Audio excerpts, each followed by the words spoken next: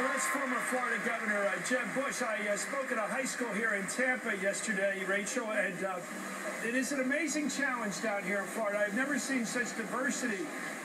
The classroom I was in had 200 kids from all over the world, South Asia, Latin America, everywhere. An amazing challenge, and I have to give this governor, the former governor, credit. He's not a man of great bragging rights. He sticks to education. It's just one area he's focused on. He's not like his brother, W, who had all these grand notions of himself. He's humble. He's focused on one thing, and I think it's where the left and the right can agree. And Condi Rice certainly rang the bell last night, I thought, rather well. Education is the civil rights issue of the future.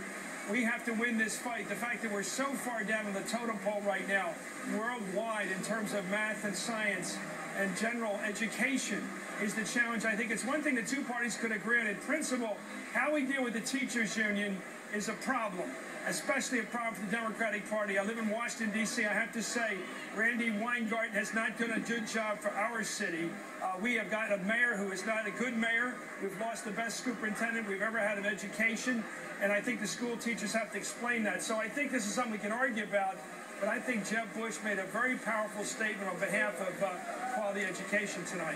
You've got a debate, you got a fight brewing here with my friend Ed Shultz and with Al Sharpton. Well, Chris, say if the 6 governors that were elected in 2010 have clearly gotten together and attacked public education and cut no less than $800 million up to $1 billion in Wisconsin out of education, and run a lot of good educators out of the business because they thought they were getting paid too much. They attacked their benefits, they attacked their days off, they attacked their training. I mean, attacking teachers is the philosophy of how to make things better in America when it comes to the Republicans. I find it interesting that nobody attacked teachers.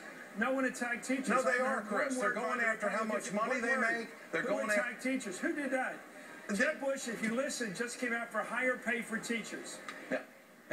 That's rhetoric. None of these 6 Republican governors that I'm talking about, Chris, are advocating any pay raises for any of these teachers. They want the old, experienced teachers out, and they want to get the young, cheap ones in place. That's their mission. Oh, I see. The primary concern is the teachers who've been around a long time and want to keep their jobs. There's their primary. You never had any aged teachers or young experience doesn't count? I think, Chris, in all fairness, the tenure reform that we've seen in New Jersey that was praised by Chris Christie was negotiated by Randy Weingarten and the teachers union.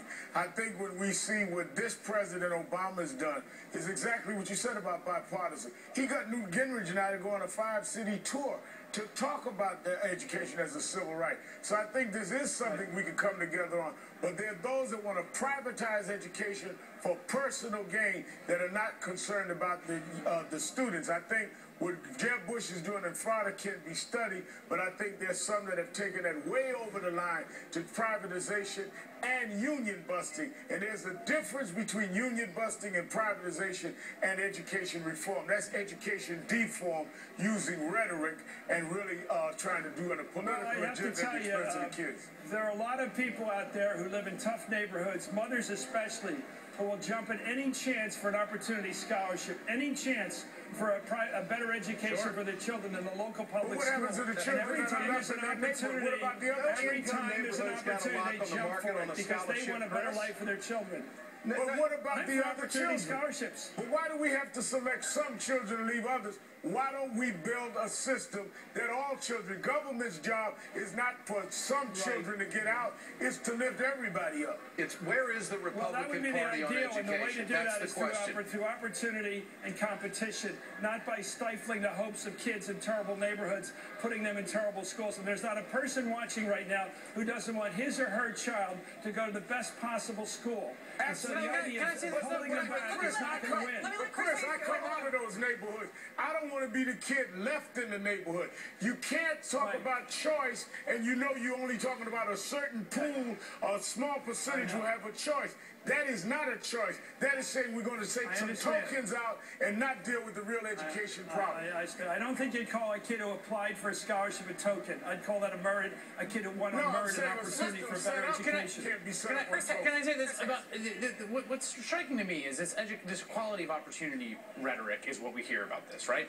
America offers a quality of opportunity, not a quality of outcome. As a quality of outcome expands massively, in America, right, inequality is growing. We put more and more pressure. We say that the only institution in American life that is supposed to fix the inequality is the education system. Right. And the inequality grows and grows and grows, and we say to the education system, do more and more and more and more to fix it. If you are committed to equality of opportunity, as Jeb Bush and the Republican Party say they are, then how does cutting S-chip, cutting Medicaid, cutting food stamps for kids, cutting the entire universe of redistributive services for those kids provide equality of opportunity? All right. This is a historic night, and this is a speak from brilliant experience. fight. Sorry, Chris, I'll let you have the last word. I know we disagree. I'm not with the teachers union on this. I have to say, this is one time I break with labor and with you. I'm sorry. Well, I think you're wrong. And I also think that teachers and unions they only go into that classroom for the very best in mind for that student and to make sure that they hold school districts accountable to resource every child. The one thing great about public education in this country is when the doors open, everybody's welcome. The rich, the poor, the affluent, and the gifted and the challenged. But that's changing on the Republican plan, and that's what America needs to know. All right, this is a historic night in America.